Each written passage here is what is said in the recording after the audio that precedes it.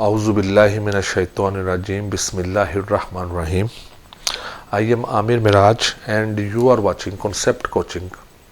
Viewers, अस्सलामु अलैकुम वरहमतुल्लाहि वबरकातुहू। व्यूवर्स, हमने 9th क्लास का मैथ जो है वो सीखना शुरू किया हुआ है और हम 3 एक्सरसाइजेज मैथ की कर चुके हैं और आज इंशाल्लाह हम एक नया टॉपिक जो है वो आपके सामने मल्टीप्लिकेशन ऑफ मैट्रिसेस के मैट्रिसेस को मल्टीप्लाई कैसे किया जाता है ये इंशाल्लाह हम सीखेंगे। लेकिन उससे पहले व्यूवर्स, नबी पाक सल्लल्लाहु अलैहि वसल्लम की हदीस मुबारक है कि मुसलमान वो है जिसके हाथ और ज़ुबान से दूसरा मुसलमान महफूज रहे, यानी हाथ से भी महफूज रहे और ज़ुबान से भी महफूज रहे। ये डेफिनेशन है मुसलमान की कि एक मुसलमान वो होता है जिसकी हाथ से और जिसकी ज़ुबान से दूसरा मुसलमान महफूज रहे, यानी आपने अपने हाथ से भी किसी को नुकसान नहीं पहुंचाना और अपनी ज़ुबान से भी किसी को नुकसान नहीं पहुंचाना। तो कोशिश करनी है, तो अगर आपके हाथ से और आपकी ज़ुबान से दूसरे लोग महफूज हैं, यानी आप उनके साथ चर्ब ज़ुबानी नहीं करते, आप अपने बड़ों को जवाब नहीं देते, आप बड़ों का अदब करते हैं, आप तो ये ज़ुबान से महफूज हैं। आप अगर बाहर अपने दोस्तों को गालम गलोच नहीं करते, आप किसी को ज़ुबान से कोई बुरी बात नहीं कहते, तो वो ज़ुबान से महफूज हैं। और हाथ से आज महफूज रखना यानी लड़ाई झगड़े ना करना। तो आजकल हमारे माशरे में टॉलरेंस बहुत कम हो गई है। टॉलरेंस यानी बर्दाश्त। आप देखें रोड पे निकल जाएं तो लोग जो है ज़रा से अभी कोई मसला हो जाता है तो लोग बड़े एग्रेसिव हो जाते हैं, गुस्सा आ जाता है और हम एक दूसरे के गिरेबान को पकड़ लेते हैं। तो टॉलरेंस की हमारे अंदर कमी आ गई है। हमारे हाथ से और हमारी ज़ुबान से हमारे हमसाए भी महफूज नहीं है। तो इसलिए हमारे माशरे में बहुत ज़्यादा डिस्टर्बेंस आ गई है, हमारी फैमिलीज़ में परेशानियाँ आ गई हैं, हमारे घरों में, हमारे हमसायों में, हमारे नेबर्स में, हमारे माशरे में, इस तरह हमारे पूरे मुल्क में। तो ये हमारी जो डेफिनेशन बेसिकली न हमारे दीन ने जो मुसलमान की डेफिनेशन दी, अगर हम उस पर अमल करना शुरू कर दें तो हमारा माशरा भी ठीक हो सकता है। सबसे पहले हम खुद ठीक हो जाएंगे, फिर हमारा घर ठीक हो जाएगा, फिर हमारा माशरा ठीक हो जाएगा, फिर हमारा मुल्क ठीक हो जाएगा। तो हम सबको कोशिश करनी चाहिए कि हमारे हाथ से और हमारी ज़ुबान से दूसरे लोग महफूज रहें। तो व्यूवर्स, हमारा आज का जो टॉपिक है वो है मल्टीप्लिकेशन ऑफ मैट्रिसेस। लेकिन इससे पहले अगर मेरा चैनल आपने सब्सक्राइब नहीं किया तो please subscribe my channel so that you may gate my latest videos. तो व्यूवर्स, हम समझते हैं मल्टीप्लिकेशन। सबसे पहले हमारे पास एक मैट्रिक्स है, सपोज ए। इसमें हमारे पास 2 मैट्रिसेस कम अज़ कम होंगी। Suppose this is 1, 2, 3 and 4। तो इसका ऑर्डर है 2/2, 2 रोज 2 कॉलम्स। दूसरी मैट्रिक्स है बी, दैट इज 4, 5, 6, 7। तो इसका ऑर्डर भी है 2/2। अब मल्टीप्लिकेशन के लिए कंडीशन क्या है कि सेकंड में नंबर ऑफ, फर्स्ट में नंबर ऑफ कॉलम्स, ये देखिए 2, और सेकंड में नंबर ऑफ रोज ये इक्वल होने चाहिए, यानी number of column in the first, number of columns in the first matrix, number of columns. अगर आप ए और बी को मल्टीप्लाई करना चाहते हैं, columns in the first matrix, in the first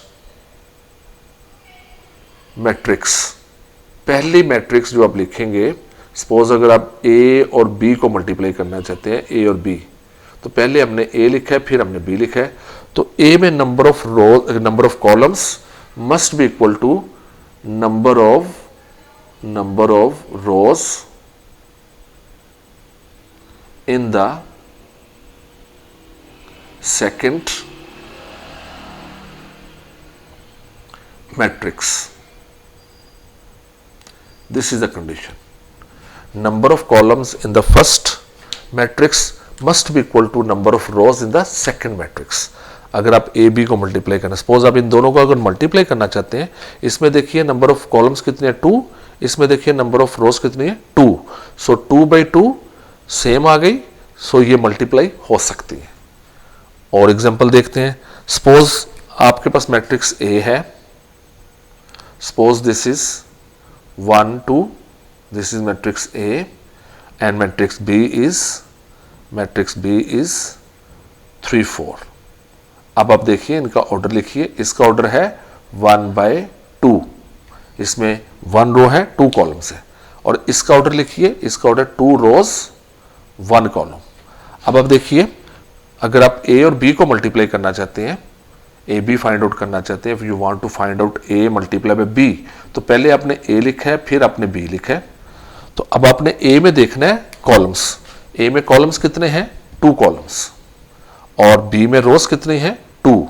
तो 2 कॉलम्स 2 रोज, तो इसका मतलब ये मल्टीप्लाई हो सकती है, this can be multiplied.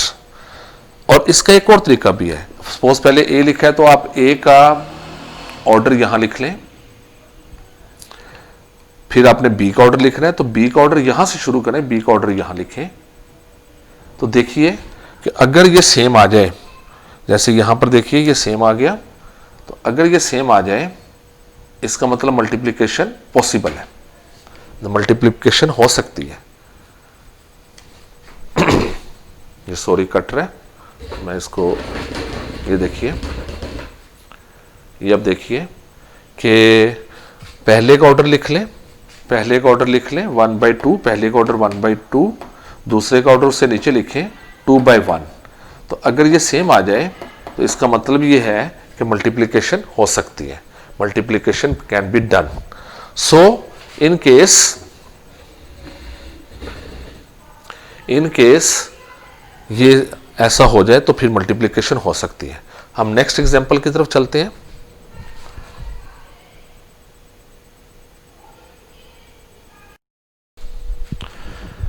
Ji viewers, हम अब नेक्स्ट एग्जांपल देखते हैं। सपोज हमारे पास मैट्रिक्स ए है, दिस इज 5 6, और दूसरी मैट्रिक्स है B,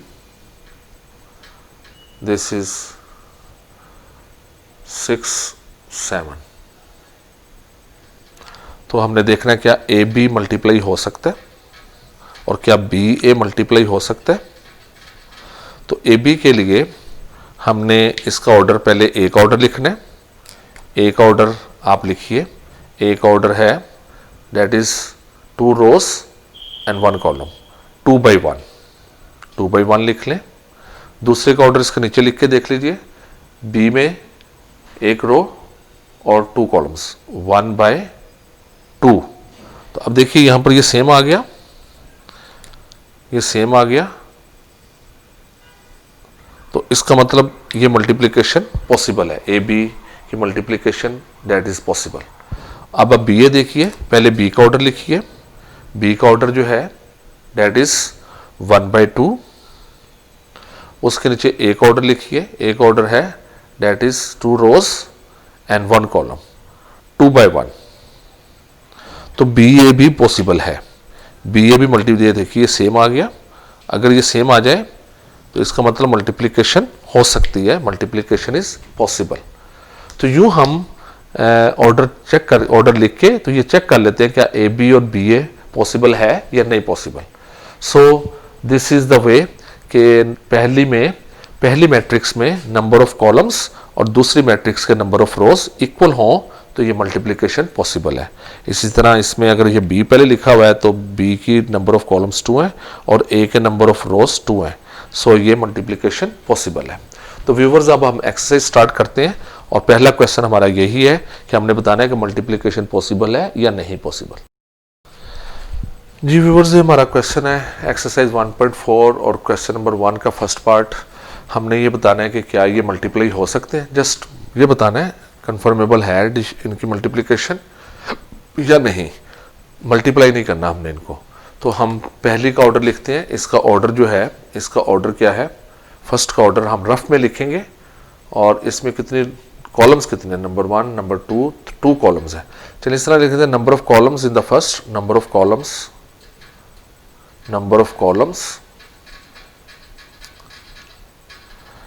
in the first matrix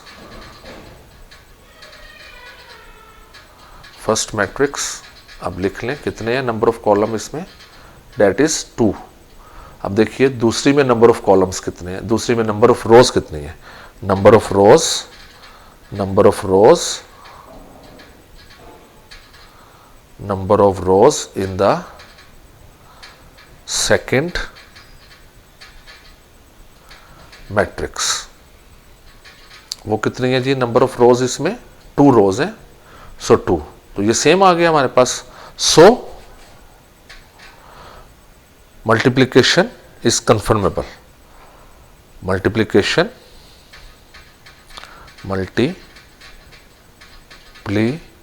is confirmed, confirmed भी लिख सकते हैं, इज कंफर्म्ड, यानी ये मल्टीप्लाई हो सकती है। तो सेकंड क्वेश्चन देखते हैं। अब सेकंड क्वेश्चन में क्या करना है, so this is a second question, second part इसका। तो ये बड़ा सिंपल है, इसमें number of columns in the first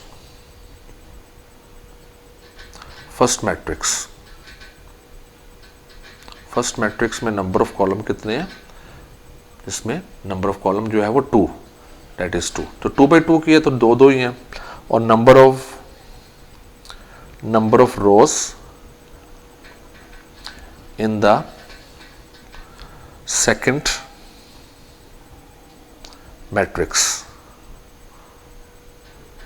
वो कितने हैं जी, दैट इज 2, तो ये भी कंफर्म है, ये भी मल्टीप्लाई हो सकती है। सो मल्टीप्लीकेशन इज कंफर्म्ड, तो अब यहां लिख दें मल्टीप्लीकेशन इज, जिस तरह मैं कर रहा हूं इसी तरह आपने बोर्ड में भी करना है, अगर ये क्वेश्चन शॉर्ट में आ जाए तो मल्टीप्लीकेशन इज कंफर्म्ड,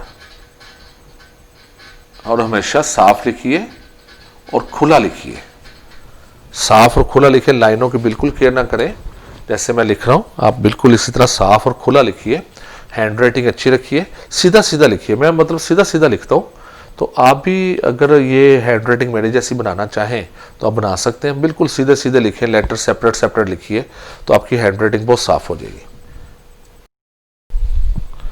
जी। तो ये इसका थर्ड पार्ट है, इसमें आप देखिए पहली में number of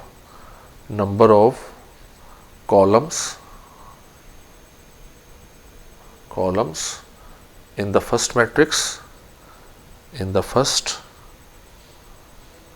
matrix this equal to, पहले में नंबर ऑफ कॉलम्स कितने हैं, that is 1 column, only 1 is. आप दूसरी में देखिए number of rows in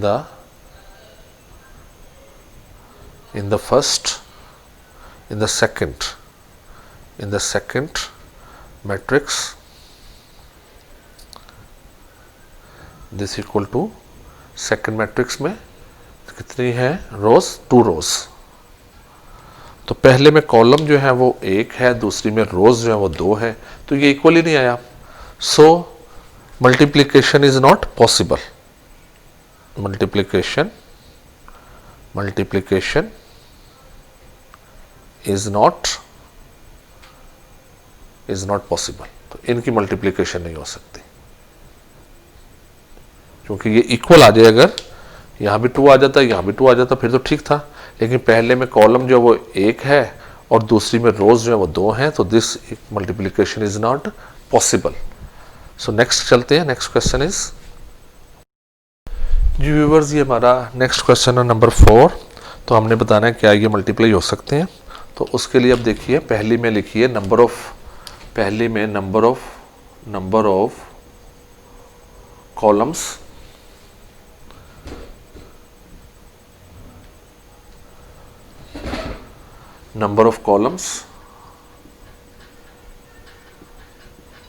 in the first matrix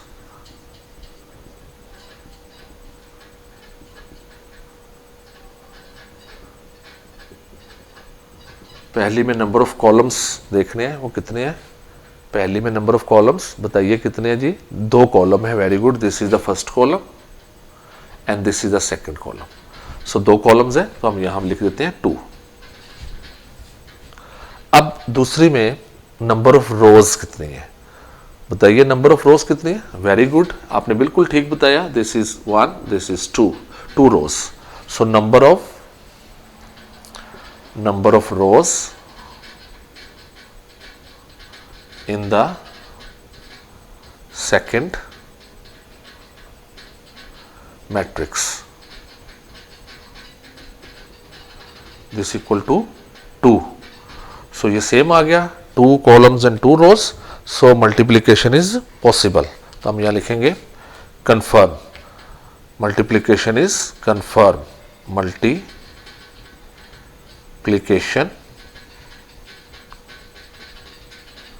is confirmed,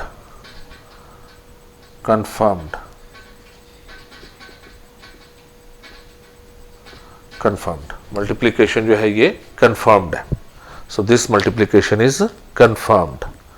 so ये हमारा लास्ट क्वेश्चन है, इसके बाद वो करते हैं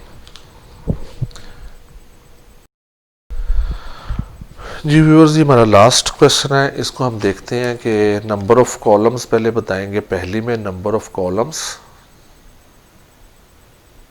कितने हैं, पहली में columns in the first bit. Viewers साफ साफ लिखिए, in the first matrix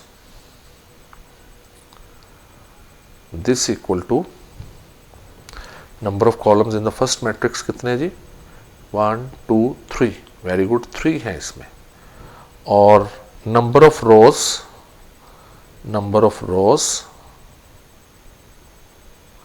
in the second matrix। सो ये कितनी है जी, ये है नंबर ऑफ 1 and 2। तो ये इक्वल नहीं आ रहा, सो मल्टीप्लीकेशन इज नॉट पॉसिबल। तो इसकी मल्टीप्लीकेशन नहीं हो सकती। मल्टीप्लीकेशन